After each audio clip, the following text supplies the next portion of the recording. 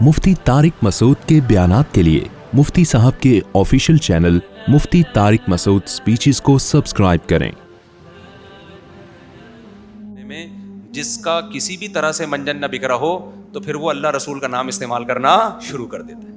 آپ نے منجن دیکھے ہیں نا، بسوں میں جب جاتے ہیں ایک عام آدمی جا کے منجن بیچے گا نہیں بیچتا، لیکن جب وہ کہتے ہیں الصلاۃ والسلام علی رسول اللہ، پھر وہ نماز روزے کی ترغیب دیتا ہے، پھر چہرے پہ داڑھی ہوتی ہے، پگڑی ہوتی ہے، پھر کہتے ہیں 5 روپے کی ٹافی گلے کو صاف کرتی ہے، لوگ ایک دم اس سے لیتے ہیں کہ یار بڑا نیک پرہیزگار آدمی ہے۔ جس حکیم کی دکان نہ چل رہی ہو وہ طب نبوی کا لیبل لگا کے اپنا منجن مارکیٹ میں بیچنا کہ قرآن و سنت کی روشنی میں علاج کرتا ہوں۔ کلونجی میں ہر بیماری کی شفا ہے، ہم نے کلونجی سے 20 قسم کی دوائیں بنائی ہیں، بخاری کی حدیث ہے۔ تو منجن مارکیٹ میں کیا ہوتا ہے؟ کورونا کا علاج قرآن حدیث کی روشنی میں، کینسر کا علاج قرآن و سنت کی روشنی میں۔ اب تو ڈاکٹروں نے بھی یہ روشنی استعمال کرنا، بعض ڈاکٹروں نے، سب تو نہیں۔ تو جس کا منجن نہ بک رہا ہو، روحانی والے تو بیچتے ہی منجن قرآن و سنت کا ہے۔ بھائی قرآن میں شفا ہے، بھائی میری بیگم سے بن نہیں رہی ہے، او بھائی تیری بیگم پہ جادو ہے۔ بھائی ڈاکٹر صاحب، وہ روحانی صاحب، آپ کو کیسے پتا چلا جادو ہے؟ ابے کیا نبی پہ جب جادو ہوا تھا تو تیری بیگم پہ نہیں ہو سکتا؟ اچھا پھر اس کا علاج کیا؟ قرآن میں شفا ہے۔ بھائی قرآن میں جب شفا ہے تو کسی بھی مولوی صاحب سے دم کروا لینا، تیرے والے قرآن میں کیوں ہیں؟ قرآن میں شفا۔ ایسی باتیں قرآن کر کے الو بنا کے اس کی بیگم مارکیٹ سے شاٹ۔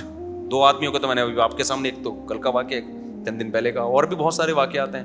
بیگم کیا ہوئی تو منجن کیا بکتا ہے؟ مذہب کا، بہت آرام سے۔ ملکہ سبا نے کہا یہ ایک مذہب کا لیبل لگا رہے ہیں سلیمان علیہ السلام، یعنی ان کی دعوت میں کیا ہے؟ اللہ، توحید۔ تو اگر یہ واقعی نیک آدمی ہے نا، واقعی نیک ہے، ہم اس سے نہیں لڑ سکتے، پھر ہم اس سے نہیں لڑ سکتے واقعی۔ یہ یعنی اسے جو ہماری حکومت گرانی ہے اور اپنی حکومت قائم کرنی ہے، اگر یہ اللہ کا نظام نافذ کرنا چاہتے ہیں تو پھر ہم اس سے نہیں لڑ سکتے۔ اور اگر یہ زمین کے لیے جنگ ہے، جیسے کہ اس زمانے میں اب بھی ہوتی ہے، اس زمانے میں کیا زمینوں کے لیے جنگ ہوتی ہے نا، بھائی وہ اس علاقے پہ بھی قبضہ ہو جائے، اس علاقے پہ بھی قبضہ ہو جائے، اس کے پیٹرول کے کنویں میرے پاس آ جائیں، ادھر گیس کے کنویں میرے پاس آ جائیں، کوئلے کی کانیں ہمارے۔ اب تو یہی جنگیں ہو رہی ہیں دنیا میں، لیبل اس پہ کچھ اور لگایا جاتا ہے، پیچھے یہی ہوتے ہیں، نظریاتی جنگ نہیں ہوتی اب۔ تو اگر یہ مادہ پرستی کی جنگ ہے تو بھائی اس کو اتنے ہدیے دو، اتنا پیسہ دو کہ یہ پیسہ دیکھ کے اپنی دعوت اور تحریک سے پیچھے ہٹ جائیں۔ کیا بہترین ذہانت ہے یا نہیں ہے؟ لہذا کہنے لگی جنگ میں جلدی نہیں کرنی، کیونکہ ہمیں فتح کے بجائے شکست بھی ہو سکتی ہے۔ ان الملوک اذا دخلوا قریۃ، یاد رکھو جب شکست ہوتی ہے نا تو بادشاہ لوگ جب کسی بستی میں داخل ہوتے ہیں، افسدوہا، اس بستی کا بیڑا غرق کر دیتے ہیں، وجعلوا اعزۃ اہلھا اذلۃ، قوم کے معزز لوگوں کو ذلیل کر دیتے ہیں۔ وکذالک یفعلون، اگر یہ حق پر نہیں ہوئے اور ہماری ان سے جنگ ہوئی اور بالفرض ان کو فتح ہو گئی تو ہمارا بھی انجام یہی ہوگا۔ اس کے یہ بھی تو دیکھو نا، یہ بھی ہو سکتا ہے، لہذا جلد بازی نہ کرو۔ اس کو ہم آزماتے ہیں کہ یہ واقعی اللہ کا نیک بندہ ہے، نظریے کی بیس پہ جنگ کرنا چاہ رہے ہیں، یا صرف زمینی جنگ ہے، مادہ کی جنگ ہے، ان کو حکومت کا نشہ ہے۔ تو انی مرسلۃ الیہم بہدیۃ، بہت مہنگے مہنگے ہدیے، گفٹ ان کے پاس بھیجتی ہوں میں، بہت مہنگے مہنگے تحفے بھیجتی ہوں ان کے پاس۔ ہیرے جو ظاہر ہے ان کے پاس تو بہت کچھ تھا۔ فناظرۃ، پھر میں دیکھتی ہوں بما یرجع المرسلون، کہ جو میں قاصد بھیجوں وہ کیا واپس پیغام لے کر آتے ہیں۔ اگر ان کی دعوت میں تھوڑی لچک ہو گئی نا، تھوڑی سی بھی لچک ہو گئی، اس کا مطلب ان کو اپنی تحریک پر خود ہی اعتماد نہیں۔ اس کی مثال ایسے جیسے آپ نے 3 طلاقیں دیں اور مفتی صاحب نے فتویٰ دیا بیوی حرام ہو گئی، اس کے بعد اگلے دن آپ خوب نوٹوں کا تھیلا لے کر آئے، مفتی صاحب حرام ہوئی ہے کہ نہیں ہوئی ہے؟ مفتی صاحب کہیں گے دوبارہ بتانا کس طرح سے دی تھی۔ اگر یہ دوبارہ سوال پوچھا جا رہا ہے، مطلب نوٹ کا تھیلا نہیں تھا، تو پھر تو زیادہ ڈیٹیل میں نہیں گئے تھے۔ اب جب تھیلا ملا ہے تو تھوڑا لہجے میں کیا آ گئی ہے؟ نرمی۔ اٹ مینس کہ یہ مولوی صاحب 2 نمبر آدمی ہیں۔ بھائی تھیلے سے پہلے بھی وہی مسئلہ ہے، تھیلے کے اگر ڈیٹیل طلب تھی تو پھر کل ہی لے لیتے ہیں نا تفصیل۔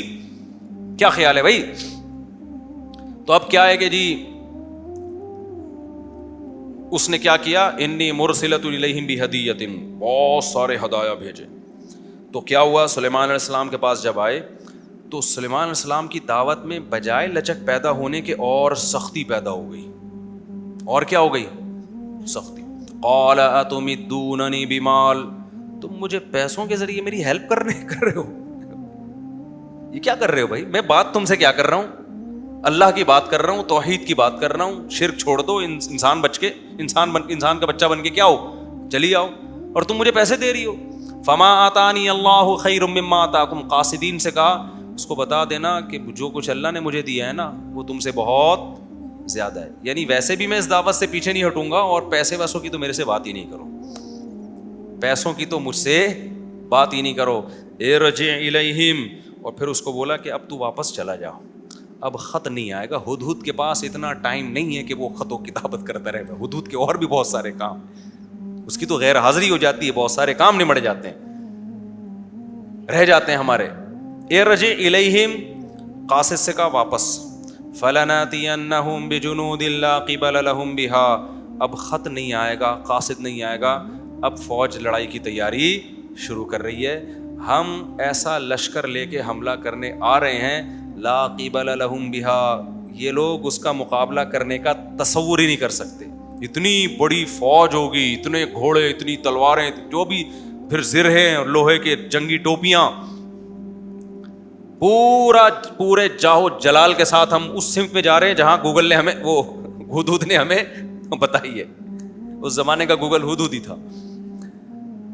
لا قبل لہم بہا ولنخرجنہم منہا اذلۃ.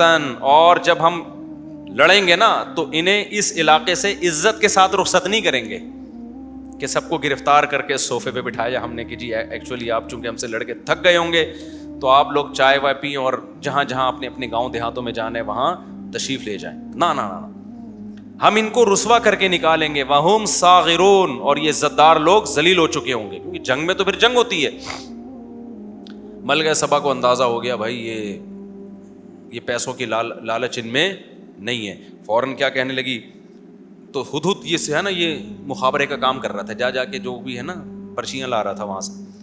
تو حضرت سلیمان علیہ السلام کو پتہ چل گیا کہ جی ملکہ سبا نے پورا جو قافلہ اپنا, جو بھی اس کے آرمی کا چیف ہوگا یا جتنے بھی لوگ تھے ان کے ساتھ پلان کیا, جا کے تفتیش احوال کے لیے ہم وہاں چلتے ہیں. جنگ بندی کا فیصلہ نہیں کیا, لیکن اب اس دعوت کو اس نے ویلیو دینا شروع کر دی کہ بھائی یہ ایسی بات نہیں ہے, جا کے ہمیں ملنا پڑے گا.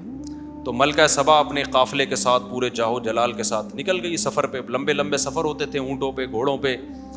تو وہ نکلی ہے تو ادھر سلیمان علیہ السلام کو خبر ہو گئی کہ بھئی وہ آ رہی ہے. تو سلیمان علیہ السلام نے سوچا اب یہاں حکمت کہ اس کو معجزے دکھائے جائیں, کیونکہ مقصد کسی کی گردنیں اڑانا, خامخواہ میں مارنا پیٹنا نہیں ہے. مقصد تو یہ ہے کہ بھئی دعوت سننے کے لیے تیار تو ہو نا. جب تیار ہو تو پھر ہم اس کو دکھائیں گے معجزے. اور ظاہر ہے معجزے پیغمبروں ہی کے ہاتھ پہ ظاہر ہوتے ہیں. تو اس وقت ارادہ کیا سلیمان علیہ السلام نے 2 معجزے دکھانے کا. ایک یہ کہ اس کا تخت اس کے آنے سے پہلے یہاں آ جائے, وہ دیکھ کے حیران ہو جائے کہ بھئی یہ کیا یہ یہاں کیسے آ گیا, یہ تو اللہ ہی کا کام ہو سکتا ہے, یہ مخلوق کے بس میں نہیں ہے. دوسرا, ایسا بہترین شیشے کا فرش بنایا, اتنا خوبصورت تھا کہ وہ دیکھنے میں تالاب لگتا تھا, پانی, لہریں تھیں اس میں.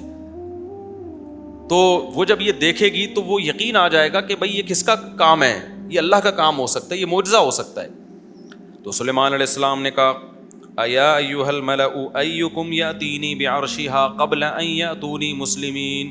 کون ہے جو اس کا تخت یہاں آنے سے پہلے اٹھا کے لے آئے, وہ تو چل پڑی ہے, اس کے یہاں پہنچنے سے پہلے تخت آ جائے. قال عفریت من الجن. ایک بڑا جن کھڑا ہوا اور کہنے لگا انا آتیک بہ, میں لے کر آؤں گا, قبل ان تقوم من مقامک, آپ کی مجلس برخاست ہونے سے پہلے یہ تخت یہاں پر رکھا ہوا ہوگا. جن تھا یار, اللہ اس جن سے سب کو بچا کے رکھے. آئی بات سمجھ میں. قال الذی عندہ علم من الکتاب. ایک بزرگ تھے جن کے پاس زبور کا علم تھا, اللہ والے بزرگ تھے. انہوں نے کہا, انسان تھے وہ, انہوں نے کہا انا آتیک بہ قبل ان یرتد الیک طرفک. حضرت یہ کہہ رہا ہے کہ میں اس کے یہاں پہنچنے سے پہلے لاؤں گا, یہ جن ہے, آپ کی پلک جھپکنے سے پہلے آپ کے سامنے تخت حاضر. یہ کہا اور تخت حاضر, کیونکہ پلک جھپکنے میں تو بس کہنے کی دیر لگتی ہے نا, اور تخت کیا تھا بولو, حاضر. اٹ از کالڈ کرامت. اس کو کیا کہتے ہیں؟ کرامت. فضل.